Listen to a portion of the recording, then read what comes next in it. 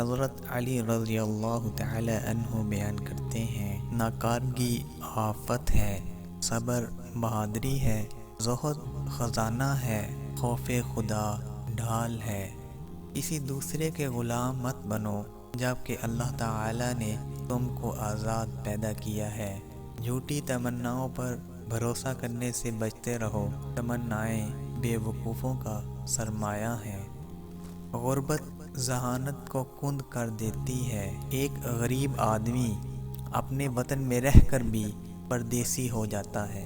ایک شریف آدمی اس وقت بے قابو ہوتا ہے جب بھوکا ہو، اور ایک پست فطرت انسان اس وقت بے قابو اور جامہ سے باہر ہو جاتا ہے جب شکم سیر ہو اور اس کو کسی کی ضرورت نہ ہو۔